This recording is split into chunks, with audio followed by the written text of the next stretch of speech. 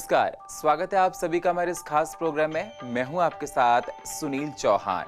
आज गोवर्धन पूजा है और अन्नकूट की भी पूजा है। कल दिवाली का त्योहार हम लोगों ने धूमधाम से मनाया और आज हम सब के बीच में गोवर्धन पूजा है।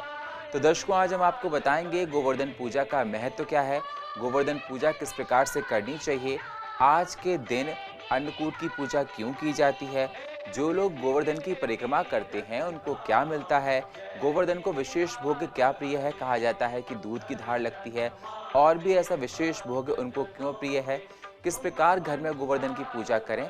बहुत सारी बातें कहते हैं कि गोवर्धन भगवान को अगर 56 भोग लगाए जाएं तो भगवान बेहद प्रसन्न होते हैं।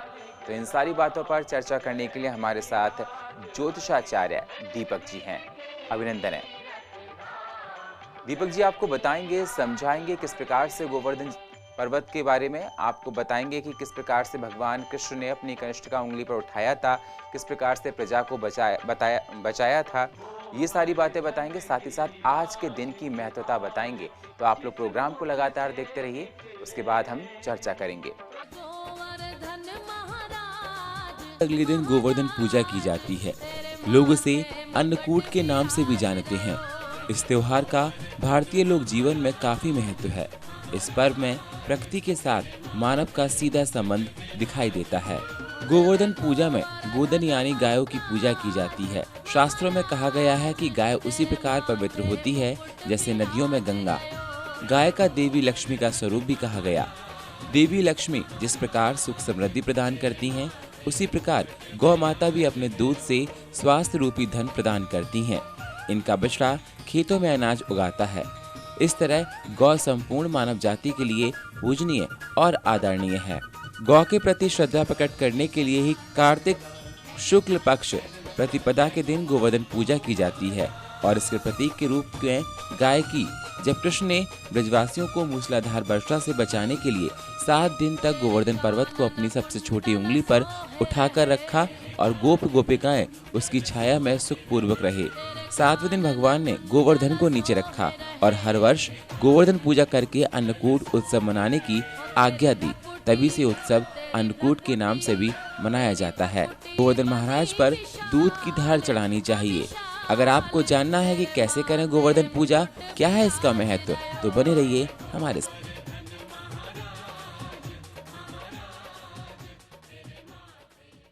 तो जैसा आपने रिपोर्ट में देखा और जानने की कोशिश की कि आज का त्योहार हम सब के लिए बेहद पावन है, क्योंकि देखा जा रहा है कि हम लोग धनतेरस, छोटी दिवाली और बड़ी दिवाली को धूमधाम तरीके से मना चुके हैं। आज गोवर्धन पूजा है और कल भाई दूज है। तो गोवर्धन पूजा के बारे में पंडित जी से जिक्र करते हैं। पंडित जी, देखा जाए गोवर्धन पूजा आज है। सबसे पहले दर्शक जो आपको देख रहे हैं, आप उनको ये बताइए कि गोवर्धन पूजा का महत्व क्या है, क्यों आज के दिन की जाती है और किस प्रकार करनी है।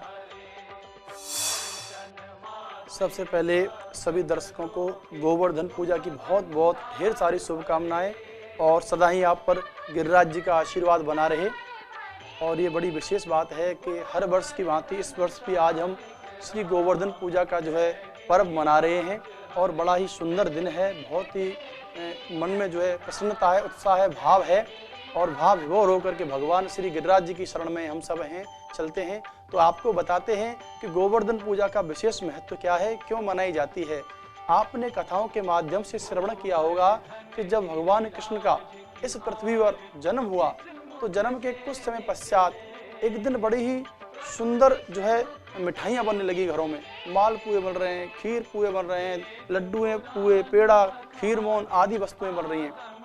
तो चारों तरफ बड़ा सुंदर माहौल था। तो भगवान कृष्ण से अपने बाबा से पूछा कि हे बाबा, आज क्या बात है, आज कौन सा त्योहार है, इतनी जो है दावत बन रही है। तो उनके पिताजी ने, भगवान कृष्ण ने कहा कि बेटा ऐसा है, कन्हैया ऐसा है कि आज के दिन हम जो है ब्रजवासी सभी मिल करके और इंद्र की पूजा करते हैं। अब कन्हैया ने पूछा कि इंद्र की पूजा क्यों करते हैं। कहा कि इंद्र देवता हमको जो है मेघों से जल गिराते हैं, बारिश होती है, उस बारिश से हमारी गायों के लिए चारा होता है, खाने के लिए अन्न होता है, इसलिए हम इंद्र की पूजा करते हैं। तो भगवान ने उन सबको बहला फुसला करके कहा कि चलो कहाँ करते हैं पूजा, इंद्र से कोई बारिश नहीं होती है। गोवर्धन में गिरिराज जो पर्वत है उस पर्वत की पूजा करते हैं उसके से ही जो है बादल आके टकराते हैं और बरसात होती है, अर्थात आप गिरिराज की पूजा करो। तो भगवान कृष्ण सभी ब्रजवासियों को ले जा करके और गिरिराज पर्वत की तलहटी में, जहाँ पर जतिपुरा छोटा सा गांव बसा हुआ है, वहाँ जा करके ले आए और सब ने जो है गिरिराज जी का पूजन प्रारंभ किया। और पूजन प्रारंभ करते करते सब बोलते हैं कि अरे कन्हैया, तू तो कह रहा था कि गिरिराज जी साक्षात भोग खाते हैं, हमने तो 56 प्रकार के भोग बनाए हैं और बहुत सारा खाना है, ये कौन खाएगा? पहले तो इंद्र आते थे, स्वीकार करते थे। तो भगवान कृष्ण ने कहा कि नहीं, यहाँ पर गिरिराज जी आएंगे। तो ऐसे ही उन्होंने बोला तो तुरंत जो पर्वत, पत्थर का पर्वत है, उस पत्थर के पर्वत में से साक्षात कृष्ण भगवान का दूसरा स्वरूप प्रकट हो गया और उनके द्वारा सारी मिठाइयाँ खाई गई। तो उस दिन से गिरिराज पूजन, गोवर्धन पूजन प्रारंभ हो गया और प्रारंभ में जैसे करते आए वैसे ही हम लोग आज कर रहे हैं। और इंद्र देवता इस बात को सुन करके कुपित हो गए और उन्होंने इतना जल गिराया कि ब्रज भूमि 84 कोस को जलमग्न कर दिया। सब त्राही त्राही मच गई, गौएं मरने लगी, जीव जंतु मरने लगे। तो भगवान कृष्ण से सबने प्रार्थना की, कन्हैया तुमने ही पूजा करने को बोला था, आप ही कोई उपाय बताएं। तो भगवान कृष्ण से गिरिराज जी से प्रार्थना की कि हे गिरिराज, आप अपना वजन कम कर दो। तो भगवान गिरिराज जी ने जो है अपना वजन, जो पहाड़ था, जो पत्थर का था, वो कहते हैं रुई का बन गया था। और भगवान कृष्ण ने अपनी कनिष्ठ का छोटी उंगली पर और पर्वत को उठा लिया। सब ब्रजवासी ग्वाल वाले गऊओं के साथ उसमें आ गए और इस प्रकार जो है भगवान कृष्ण ने जो है गिरिराज जी के रूप में पूजन करवा के और गोवर्धन का पूजन करवाया। उसी दिन से ये प्रथा चली आ रही है। हम लोग जो है गांव में, ब्रज मंडल में जो है गोबर, गाय का जो गोबर होता है, उससे सुंदर भगवान गिरिराज जी की प्रतिमा चित्र बनाते हैं और उसके आसपास ग्वाल वाले बनाते हैं और गौएं बनाते हैं और उसका पूजन किया जाता है और उसी को भोग लगा करके और बड़ी धूमधाम से ये गिरिराज का पूजन मनाया जाता है। भगवान कृष्ण ने किस प्रकार से इंद्र के प्रकोप से ब्रजवासियों को बचाया था, ये आपने बताया। पंडित जी, आज अन्नकूट की पूजा होती है। कहा जाता है कि प्रसाद में जितनी सब्जियों का इस्तेमाल करें उतना अच्छा है। जगह जगह भंडारे किए जाते हैं। मैं आपसे जानना चाहता हूँ कि लोग अपने अस्त्रों की पूजा करते हैं, अपने फैक्ट्री में पूजा की जाती है, तो अन्नकूट की पूजा का क्या महत्व है और किस प्रकार की जाती है? जी, अन्नकूट आप जैसा शब्द है, मतलब अन्न का मिश्रण। जैसे कि आपने देखा होगा मंदिरों में और बहुत सारी जगहों में, तीर्थ स्थानों में जो है मिक्स सब्जियां बनाई जाती हैं। जैसे कि आलू, बैंगन, गोभी, गाजर, बहुत सारी सब्जियों का समूह एक ही सब्जी में मिला दी जाता है। और चावल, कड़ी, खीर, पूड़ी, मिष्ठान, विशेष करके आपने सुना होगा कि 84 कोस में एक मिठाई मशहूर है, उस मिठाई को बोलते हैं खीरमोन और रसमलाई। ये सब चीज़ें जो भगवान को प्रिय हैं, सब चीज़ें बनाई जाती हैं और बना करके भगवान, जो हम गोबर के गोवर्धन बनाते हैं, उनको भोग लगाया जाता है और उस भंडारे को बाहर गरीबों में वितरण किया जाता है। तो भगवान ने कहा था कि भाव का भूखा हूँ, भाव ही मेरा सार है, जो मुझे भजे भाव से उसका बेड़ा पार है। भगवान ने कहा कि परमात्मा की पूजन भी भाव से करनी चाहिए, क्योंकि जो इंद्र देवता थे वो जबरदस्ती पूजन करवाते थे, उनका कोई अधिकार नहीं था ब्रजवासियों के ऊपर। तो भगवान ने इंद्र को जो है शिक्षा देने के लिए, उसके अहंकार को तोड़ने के लिए गिरिराज में स्वयं प्रकट हुए और भाव से देखो सब्जी का भोग स्वीकार किया। जो भी जिसने चढ़ाए, गन्ने, मूली, पालक, खील, बतासे, जो भी था सब भगवान ने स्वीकार किया। तो उसी दिन से भगवान को हम भोग के स्वरूप में अन्नकूट बनाते हैं और भगवान को अर्पण करते हैं। उसमें थोड़ा सा बाजरा जो है वो भी बनाया जाता है और बाजरे का भोग भी भगवान बड़े प्रेम से स्वीकार करते हैं। इसलिए गोवर्धन के दिन अन्नकूट अवश्य बनाएं और भगवान को अर्पण करें। अगर ऐसा करते हैं तो भगवान गिरिराज, गोवर्धन जी हमसे अति शीघ्र प्रसन्न हो जाते हैं।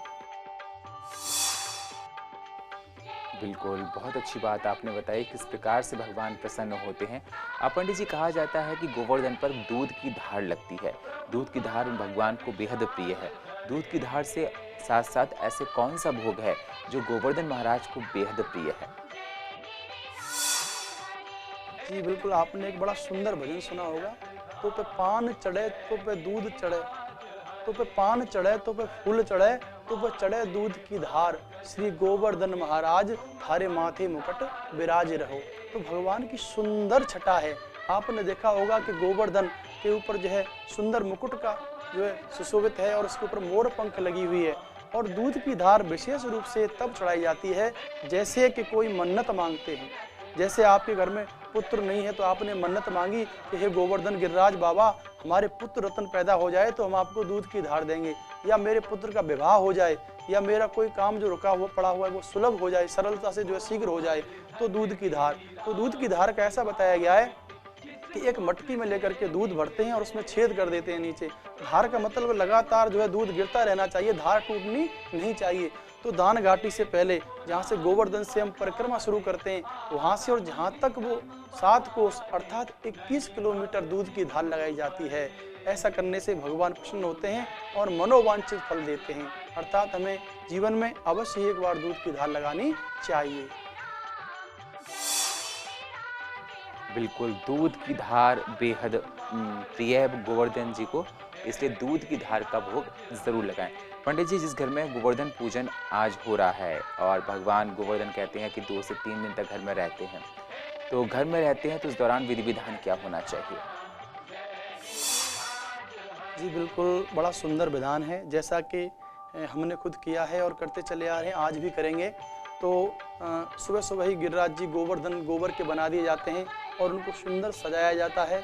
चारों तरफ जो है उनको सुंदर फूल, फल, मिष्ठान रखे जाते हैं और उनके जो शरीर होता है उसके बीच में नाभि के ऊपर एक सरोकी में दूध भरा जाता है, क्योंकि भगवान को दूध अति प्रिय है। क्योंकि भगवान गिरिराज और भगवान कृष्ण दूध गौ का पालन करते थे और जो गाय का दूध पीते थे, और उनका नाम भी भगवान का पड़ गया था गोपाल।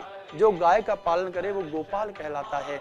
तो भगवान गिरिराज जी का पूजन करते हैं और ब्रज में विशेष करके आपने ध्यान दिया होगा, दाल बाटी चूरमा एक व्यंजन होता है, मिष्ठान होता है, उसका भोग लगाया जाता है। और लगाने के बाद उस दिन फिर बच्चे जो है खुशियां मनाते हैं, पटाखे चलाते हैं, आपस में जो है प्रसाद का वितरण करते हैं और आपने अपने पड़ोसियों के या भाई बंधु रिश्तेदारों के यहाँ जाते हैं और खुशी का त्यौहार उसे मनाते हैं। और ये नव वर्ष अर्थात इस समय फसल का भी आगमन होता है, जैसे कि नवीन फसल बोई जाती है, क्योंकि बरसात हो जाती है गिरिराज जी की कृपा से, और बरसात होने से जो है खेतों में फसल जो है खड़ी हो जाती है, तो और ज़्यादा ये सुंदर प्रतीक त्यौहार माना जाता है। नई फसल का आगमन भी होता है और भगवान गोवर्धन की पूजा विशेष रूप से ऐसे ही की जाती है। और 2 या 3 दिन बाद जो भगवान गोबर के बनाए जाते हैं, उस गोबर के उनको मिटा करके और उनके कंडे बनाए जाते हैं, फिर उनको शुभ कार्य में जो है लिया जाता है। बिल्कुल, बहुत अच्छी बात बताई कि जो गोबर होता है उसके कंडे बनाकर शुभ कार्य में उनको लिया जाता है। पंडित जी, विशेष भोग कौन सा लगता है? जी बिल्कुल, विशेष भोग आपने देखा होगा 56 भोग का बताया गया है। जैसे कि आपने श्रीमद् भागवत का श्रवण किया होगा, जो साप्ताहिक कथा होती है उसमें भगवान कृष्ण की जन्म से लेकर के और अंत तक की सारी कथाओं का प्रचलन चला आया है। तो उसके बीच में चौथा दिन जो है गोवर्धन पूजा की जाती है। और गोवर्धन पूजा करते समय जो आचार्य जी पहले ही कह देते हैं कि भैया 56 भोग का भोग लगेगा। उसमें 56 प्रकार का मिष्ठान होता है, चाहे एक ही पीस क्यों ना हो, लेकिन 56 प्रकार का होना चाहिए। उसके अंदर सारी वस्तुएं, सारे मिष्ठान आ जाते हैं। 56 प्रकार का भोग भगवान श्री गोवर्धन को अर्पण करते हैं, तो गोवर्धन भगवान अति शीघ्र प्रसन्न होते हैं और हमें आशीर्वाद मिलता है। हमारे जीवन में सदा मिष्ठान अन्नपूर्णा की कृपा बनी रहती है और जीवन में कोई वस्तु की कमी नहीं आती है। तो इसलिए हमें विशेष करके भगवान गिरिराज गोवर्धन को जो है 56 भोग का ही मिष्ठान हमें अर्पण करना चाहिए। 56 भोग भगवान को बेहद प्रिय है। पंडित जी, गोवर्धन महाराज के लिए विशेष मंत्र कौन से हैं? जी बिल्कुल, भगवान कृष्ण स्वरूप हैं। ओम कृष्णाय वासुदेवाय हरे परमात्मने प्रणतक्लेशनाशाय गोविंदाय नमो नमः। सच्चिदानंद स्वरूपाय विष्णुत्वात् हेतवे तापत्राय विनाशाय गोविंदाय नमो नमः। अर्थात जो भगवान के श्रीमद् भागवत में प्रथम श्लोक है, सबसे प्रिय, उसमें साक्षात श्री कृष्ण गिरिराज स्वरूप गोवर्धन स्वरूप भगवान ही वास करते हैं। उस मंत्र से अगर भगवान का आह्वान किया जाए और भगवान की आरती की जाए और भगवान युगल किशोर भगवान गिरिराज जी की, भगवान बाल कृष्ण की आरती की जाए, तो गिरिराज और गोवर्धन पर्वत अति प्रसन्न होते हैं। और आपने देखा होगा कि गोवर्धन पर जहाँ पर मुखारविंद है वहाँ पर दूध की नदियाँ बहती हैं। इतना दूध चढ़ता है कि लोग उस दूध को जैसे चढ़ा देते हैं ना, चढ़ाने के बाद बड़ी साफ सफाई का ध्यान रखा जाता है। उस दूध को छान छान करके लोग, जो गरीब लोग हैं, इनके पास सुविधा नहीं है दूध खरीदने की, वो लोग ले जाते हैं और उस दूध से जो है पी करके अपने आप को कृतज्ञ धन्य कर लेते हैं। अर्थात दूध की वहाँ पर नदियाँ बहती हैं। तो भगवान को भाव से मनाइए, प्रसन्नता से मनाइए, भगवान गोवर्धन प्रसन्न हो जाएंगे। बिल्कुल, बहुत अच्छी बात आपने बताई कि भगवान से भाव का ही भूखा है। पंडित जी, अगला सवाल मैं आपसे ये करना चाहता हूँ और जानना चाहता हूँ कि 84 कोस की जो परिक्रमा है और काफ़ी लोग लगाने जाते हैं, जो जिस सामर्थ्य है उस प्रकार से लगाता है। जो गोवर्धन की परिक्रमा को लगाता है, उनको किस प्रकार का विशेष फल प्राप्त होता है? बिल्कुल, ये बड़ी सुंदर और विचित्र बात है। देखो, पहले तो ब्रजभूमि का मैं आपको थोड़ा सा भावार्थ बताता हूँ। जो आपने अभी प्रश्न किया कि 84 कोस, 84 कोस ऐसा बताया गया है ग्रंथों में कि ये पृथ्वी का टुकड़ा नहीं है, स्वर्ग का टुकड़ा है, जहाँ पर गिरिराज पर्वत विराजमान है। और गिरिराज पर्वत की जो सीमा रेखा है वो है 7 कोस अर्थात 21 किलोमीटर। इस 84 कोस में चारों धाम आ जाते हैं। मथुरा है, वृंदावन है, बरसाना है, नंदगाम है और गोवर्धन है। ये सब जो है छोटे छोटे गांव कस्बा कह लीजिए आप, लेकिन 84 कोस के अंतर्गत ही पड़ते हैं। अगर आप जीवन में 84 कोस का परिक्रमा लगा लेंगे तो आप ये समझ लीजिए कि आपने पूरे ब्रह्मांड, पूरी पृथ्वी की परिक्रमा लगा ली। और विशेष करके गिरिराज धरण, जिस पर्वत को हिमालय से लाया गया था और वहाँ पर उसकी नींव रखी गई, उसकी अगर आप परिक्रमा नंगे पैर लगाते हैं, 2 तरह की परिक्रमा है, आप जाइएगा, समय मिलेगा, बिल्कुल आपको गिरिराज जी बुलाएंगे। एक तो पक्की परिक्रमा है, दूसरी तलहटी। तलहटी का मतलब है पर्वत के नीचे वाली कच्ची परिक्रमा, जहाँ पर रेत बालू रेत मिलेगा आपको। वहाँ पर संत महात्माएं, बड़े बड़े सन्यासी, बड़े बड़े लोग वहाँ पर जो है भगवान राधा कृष्ण की जो है शरण में पड़े रहते हैं और उन्होंने जीवन को समर्पण कर रखा है राधा कृष्ण के लिए। वहाँ पर अगर आप परिक्रमा लगाते हैं तो आपके 7 जन्मों के कष्ट दूर हो जाएंगे और आपको 4 धाम जाने की आवश्यकता नहीं है। इसी 4 धाम से मेरे को स्मरण आ रहा है कि भगवान कृष्ण के जो माता पिता थे वो बुजुर्ग हो गए थे, लेकिन उन्होंने जीवन में 4 धाम की यात्रा नहीं कर पाए। तो भगवान कृष्ण ने कहा कि भाई मेरा फर्ज है पुत्र होने के नाते कि अपने माँ बाप को जो है 4 धाम की यात्रा में कराऊं। तो भगवान ने 4 धामों से जो है प्रार्थना की, कहा कि आप स्वयं यहाँ आ जाइए। आज भी उस 84 कोस के अंदर 4 धाम हैं। उन 4 धामों का अगर आप दर्शन कर लेंगे तो आपको 4 धाम को घूमने का पुण्य प्राप्त होगा। अर्थात ब्रज 84 कोस विशेष और विशेष बताया गया है। एक बार जीवन में अवश्य हमें इसकी यात्रा करनी चाहिए। बहुत सुंदर तरीके से पंडित जी आपने बताया आज की इस पावन त्योहार के बारे में और दर्शकों को बताया कि गोवर्धन पूजा किस प्रकार करनी चाहिए, अन्नकूट पूजा किस प्रकार करनी चाहिए। बहुत बहुत शुक्रिया, आप हमारे इस मंच पर आए और इस मंच पर आकर आपने आज दर्शकों को इस पावन त्योहार के बारे में बताया। तो देखा आपने, ज्योतिषाचार्य दीपक जी ने आपको बताया, समझाया गोवर्धन परिक्रमा करनी चाहिए, किस प्रकार से इस त्यौहार को मनाना है। आप लोग भी इस प्रकार से मनाइए और अपने तमाम मनोरथ सिद्ध कीजिए। और फिलहाल हमारे इस खास प्रोग्राम में इतना ही। बाकी खबरों के लिए आप बने रहिए CCN के साथ। तब तक के लिए नमस्कार।